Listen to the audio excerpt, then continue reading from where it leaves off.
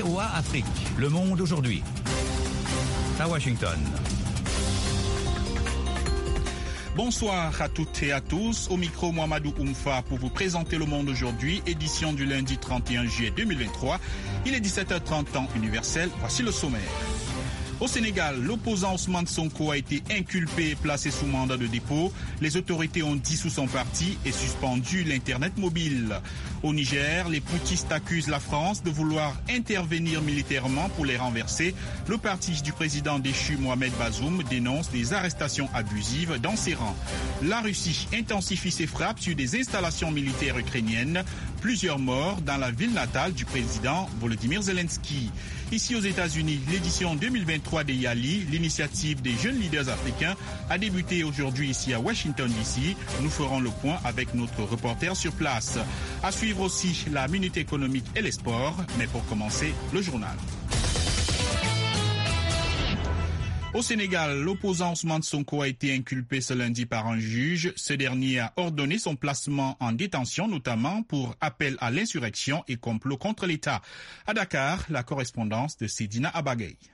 Ousmane Sonko va passer sa première nuit en prison. L'opposant et leader du parti Pastef Les Patriotes est poursuivi pour appel à l'insurrection, association de malfaiteurs, atteinte à la sûreté de l'État, complot contre l'autorité de l'État, actes et manœuvres de nature à compromettre la sécurité publique et à créer des troubles politiques graves, association de malfaiteurs en lien avec une entreprise terroriste, vol et diffusion de fausses nouvelles.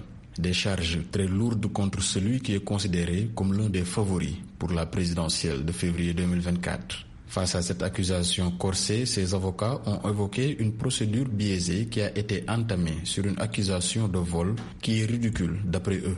Les conseils d'Ousmane Sonko estiment également que la procédure a été entamée et des actes posés un jour non ouvrable, ce qui étaye, selon eux, la thèse du complot d'État. Face à cette situation, plusieurs militants et soutiens de l'opposant ont envahi les rues de Dakar et brûlé des voitures et des bus. Plusieurs axes sont également bloqués. De son côté, Ousmane Sonko en est à son deuxième jour de grève de la faim pour contester sa détention qu'il juge arbitraire. Sedina Bagay pour VOA Afrique, Dakar. On reste au Sénégal. Nous l'avons appris il y a quelques instants. Le gouvernement annonce la dissolution du parti de Ousmane Sonko. Pour en parler, retrouvons sur place notre correspondant Sedina Abagay. Sedina, bonsoir. Bonsoir. Quelle est l'ambiance à Dakar où vous vous trouvez?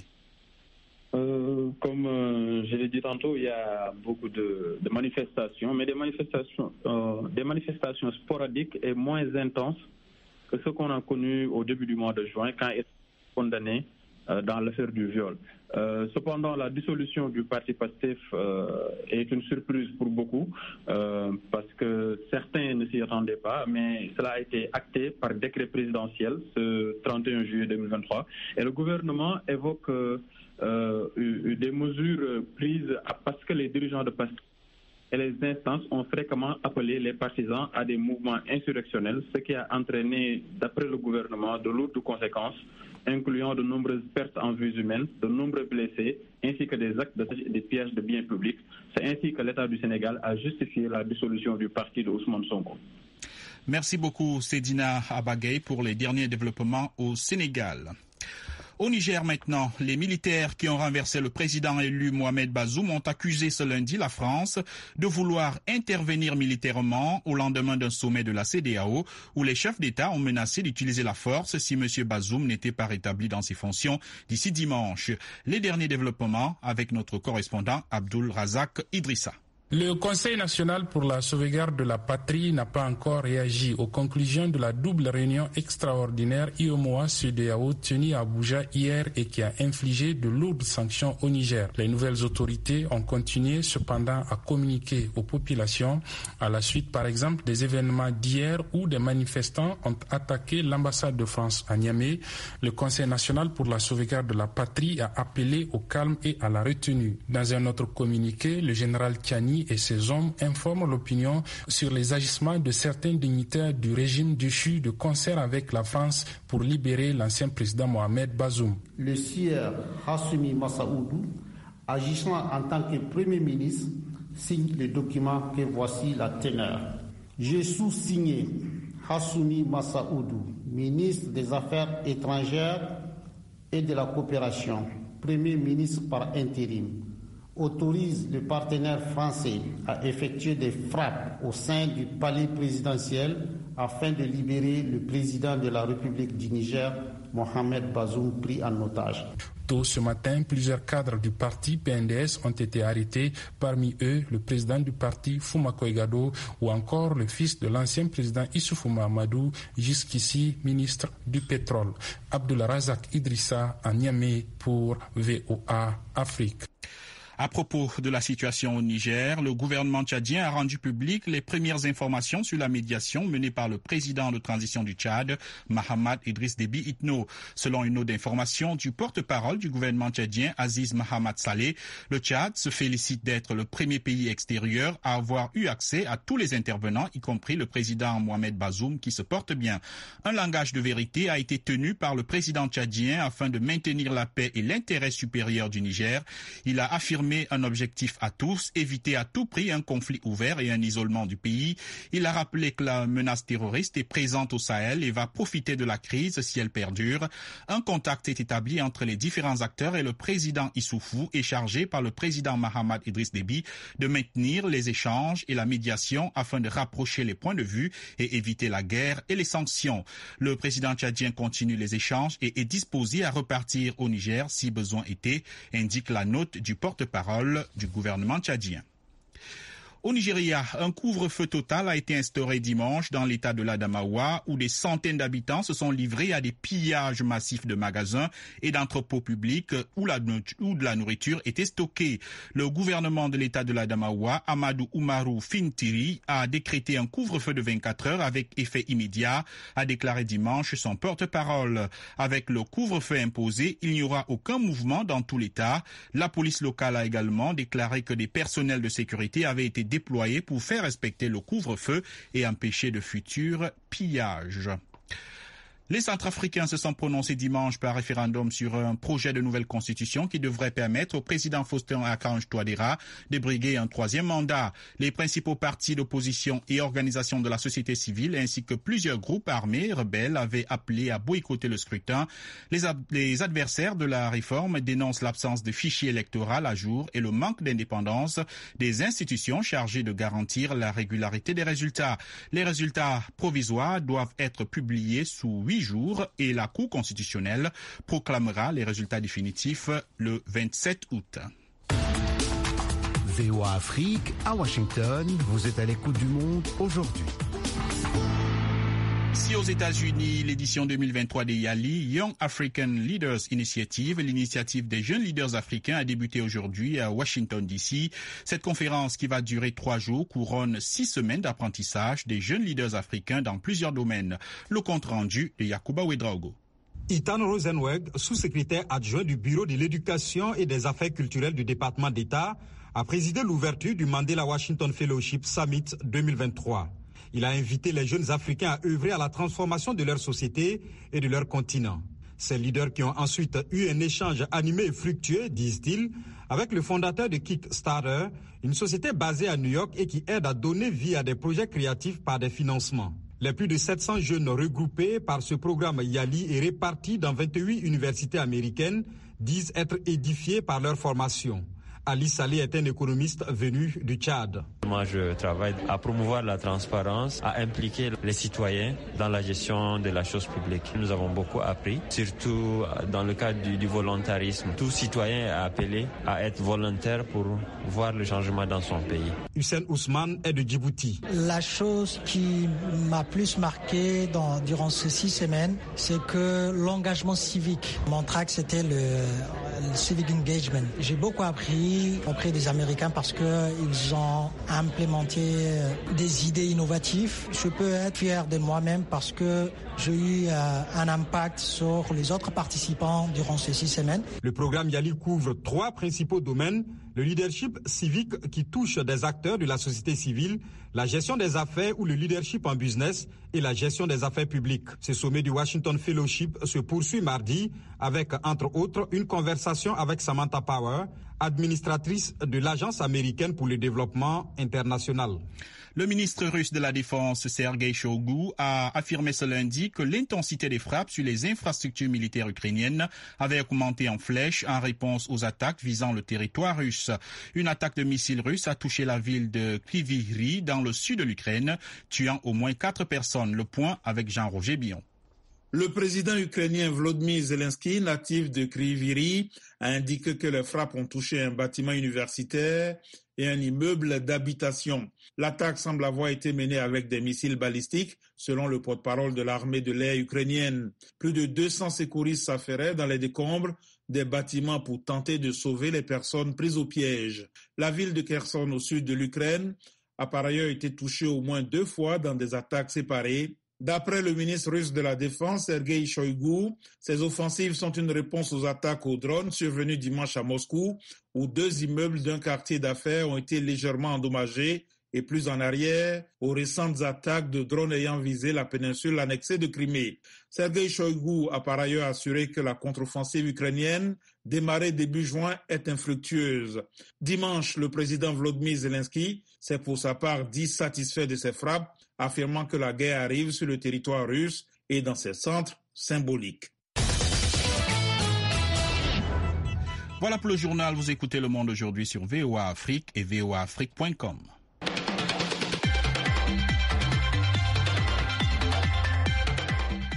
À présent, les dernières nouvelles économiques en Afrique et ailleurs. La Minute Éco, c'est avec Nani Talani. La RDC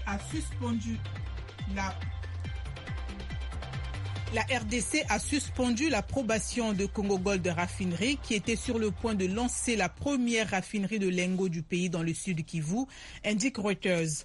Selon un décret de la ministre des Mines, Antoinette Somba Kalombayi, la société a perdu son agrément en tant qu'entité de traitement pour n'avoir pas respecté ses obligations sociales. La société soutient pour sa part que son installation concorde avec les plans du gouvernement de traitement local des métaux. Elle se plaint que la suspension de sa licence met des emplois en danger. L'entreprise dispose de 30 jours pour faire appel de la décision. Au Congo-Brazzaville, le Parlement a récemment approuvé la nouvelle loi organique relative à la Cour des comptes et de discipline budgétaire. Le texte comporte plusieurs innovations et renforce les prérogatives de cette institution qui peut désormais sanctionner les ordonnateurs, les contrôleurs financiers, les comptables publics et les comptables de fait et prononcer les condamnations à l'amende. La loi renforce aussi, entre autres, le contrôle de la légalité financière et de la conformité de toutes les opérations de recettes et des dépenses de l'État. Pour terminer, en Tunisie, la récolte céréalière a baissé cette année de 60% à 250 000 tonnes, a annoncé un responsable du ministère de l'Agriculture, Salwa Hididi.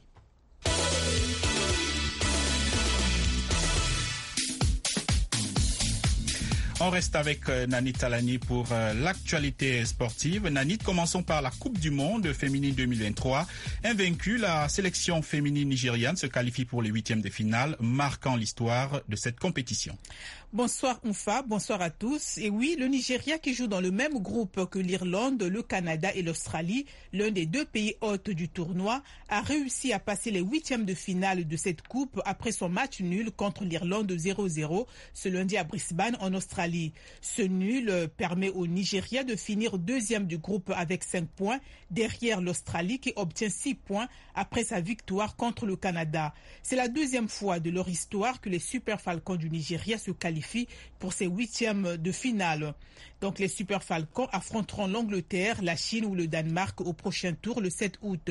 Quant au Canada et l'Irlande qui finissent les matchs de poule respectivement avec 4 points et 1 sont éliminés de la compétition. Parlons maintenant des mondiaux d'athlétisme. Le Kenyan Emmanuel Korir reste confiant malgré une récente blessure, Nanit. Oui, le Kenyan Emmanuel Korir s'est relevé de quelques blessures, mais certaines l'ont également fortement amoindri ou lui ont coûté des titres. Parmi elles, la Diamond League de Rabat en 2022, où il s'est classé 7e. Dans un passé plus lointain, ses rêves de remporter le titre au championnat du monde d'athlétisme de Londres en 2017 ont également été brisés après qu'il se soit blessé au bas du dos lors des demi-finales où il s'est classé 5e. Et pour finir, ils seront à Budapest après une série de sorties peu convaincantes cette saison, après avoir terminé 8e à Stockholm.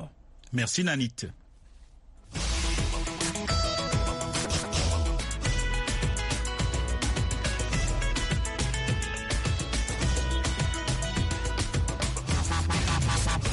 Le Monde aujourd'hui, VOA Afrique.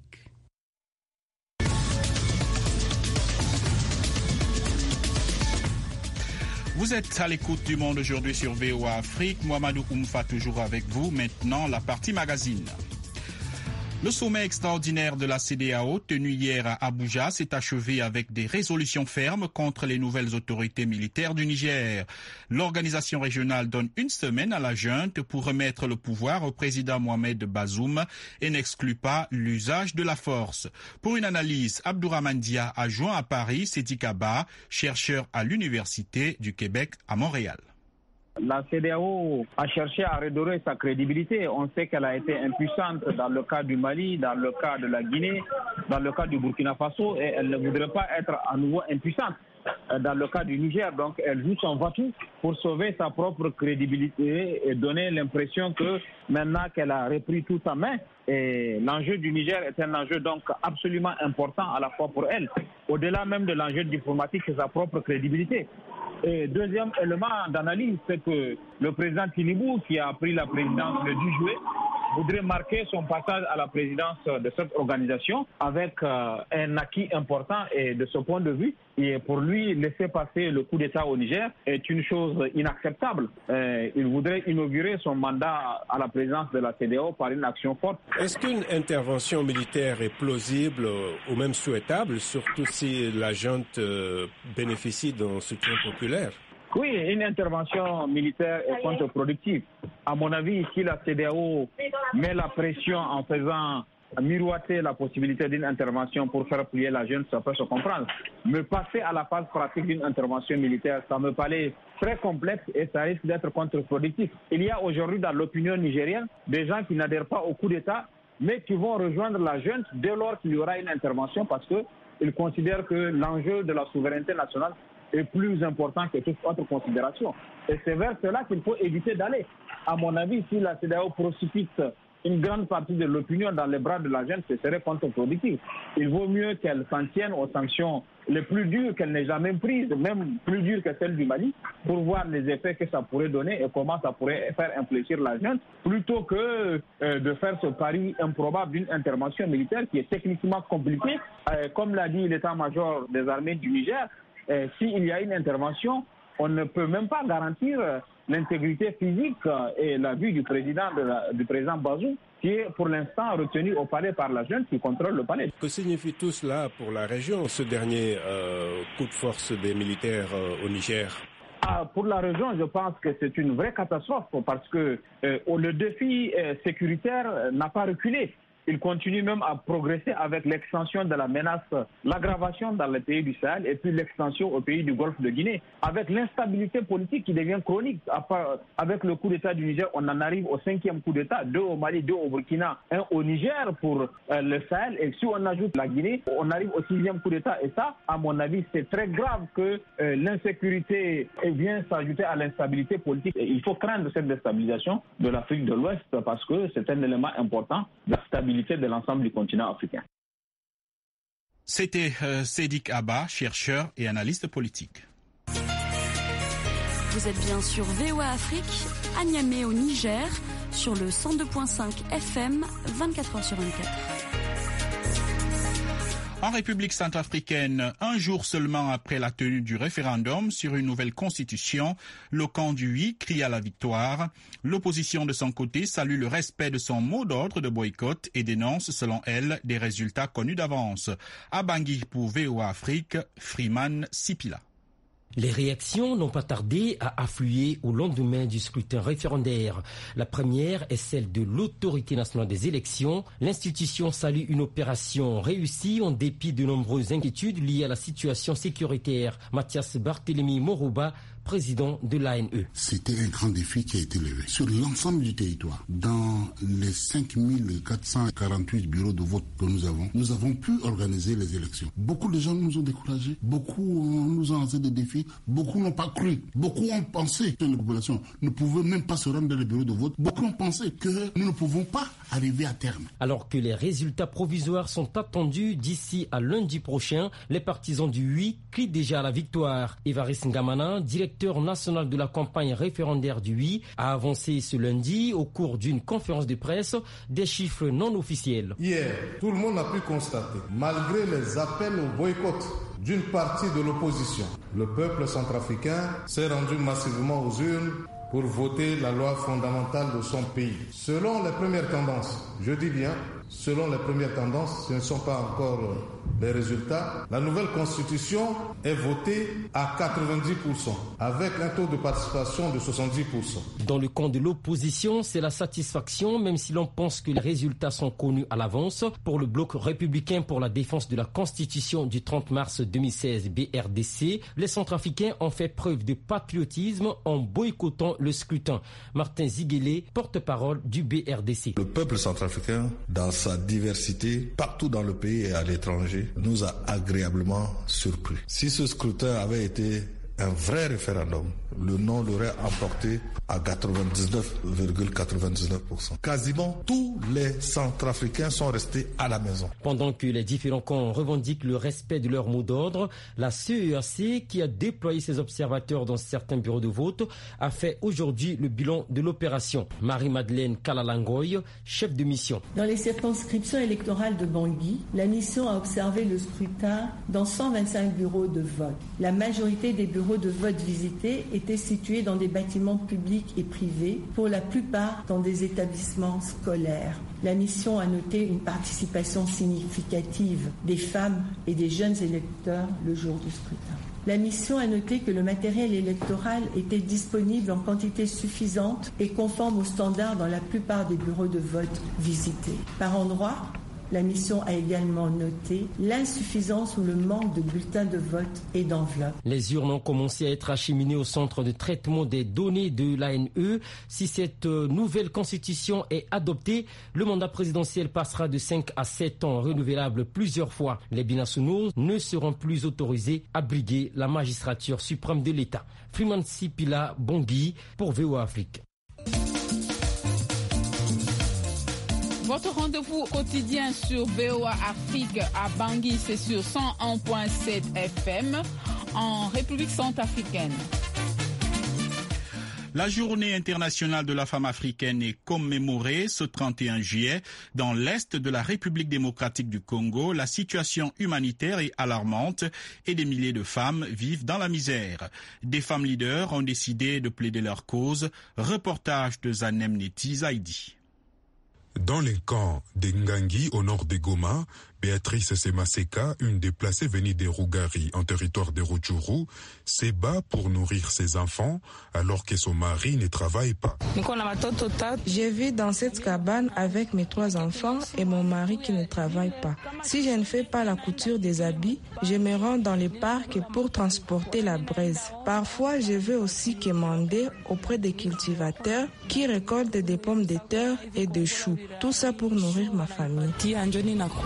Plusieurs cas de violences sexuelles ont été enregistrés lorsque ces femmes déplacées se rendent dans les parcs à la recherche de nourriture. Des organisations féminines locales se sont mobilisées pour plaider la cause de ces personnes vulnérables. Générose Kayene est coordonnatrice de Women Today, une organisation qui vise l'émergence d'un Congo où les femmes sont au cœur d'un monde sans violence ni pauvreté. L'Est de la République en particulier traverse des périodes de crise humanitaire où on observe des violences à répétition qui ont laissé des vulnérabilités et des conditions accrues de population. Women Today contribue dans la lutte contre les violences basées sur le genre à travers l'autonomisation des femmes et des filles vulnérables en leur apprenant des petits métiers. La femme du Nord Kivu a droit à la paix pour son épanouissement. Ce 31 juillet est aussi l'occasion pour les femmes leaders de la province du Nord Kivu, à l'instar de Chantal Faïda, de renforcer leur plaidoirie auprès des autorités politiques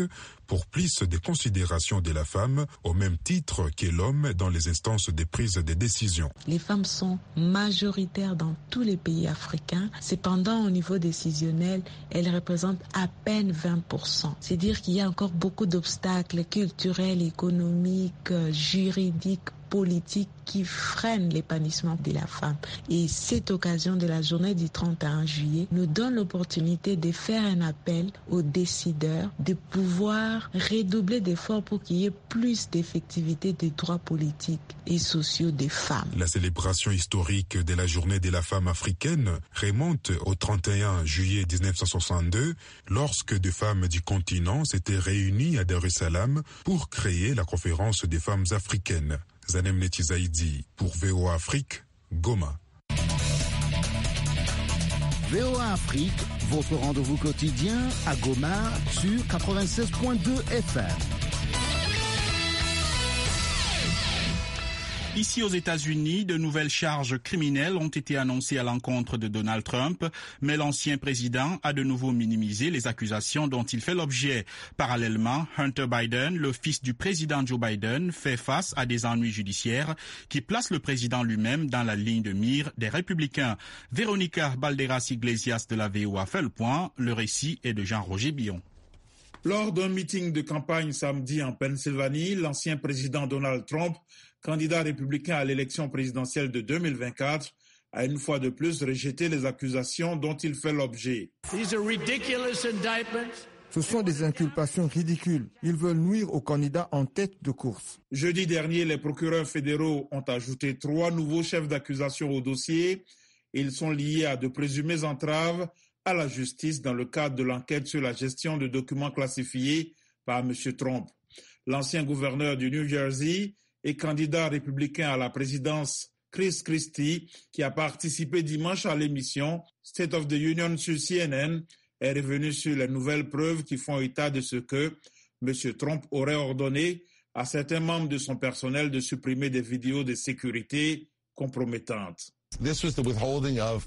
On parle de la rétention d'informations confidentielles et classifiées par le gouvernement, réclamées pendant 18 mois à Donald Trump, afin qu'il les retourne volontairement. Non seulement il ne les a pas rendues, mais il a menti sur le fait qu'il les avait. Un autre candidat républicain à la Maison-Blanche, Vivek Ramaswamy, a qualifié la procédure judiciaire en cours de poursuite politisée et a réaffirmé que s'il remportait lui-même la course à la présidence en 2024, il gracierait M. Trump. Je pense absolument que la bonne réponse pour le pays est de mettre les griefs du passé derrière nous. Une autre affaire juridique qui fait la une des médias américains concerne Hunter Biden. Jeudi dernier, le fils du président Joe Biden devait plaider coupable pour défaut de paiement d'impôts dans le cadre d'un accord, mais le deal a échoué. La formulation de l'accord est en cours de révision à la demande d'un juge. L'ancien procureur Chuck Rosenberg a commenté l'affaire lors de l'émission Meet the Press de la chaîne NBC. C'est relativement facile à régler si M. Biden veut toujours plaider coupable. Et d'ailleurs, je pense qu'il est dans son intérêt de le faire. Le président républicain de la Chambre des représentants, Kevin McCarthy, a récemment émis l'idée d'ouvrir une enquête en vue de la destitution du président Biden en raison de fautes financières présumées. Le gouverneur du New Hampshire, Chris Sununu, également républicain, a offert son point de vue sur ABC. L'Amérique a d'énormes problèmes en matière de santé mentale, de crise des opioïdes, de lutte pour la sécurisation des frontières. Je préférerais que l'on se concentre sur les problèmes de santé mentale. Je préférerais que l'on se concentre sur ces questions. Tout en faisant la promotion de ses réalisations économiques dans le Maine, le président Biden a plaisanté vendredi sur l'idée de la destitution. Il a nié à plusieurs reprises avoir parlé avec son fils des affaires de ce dernier à l'étranger.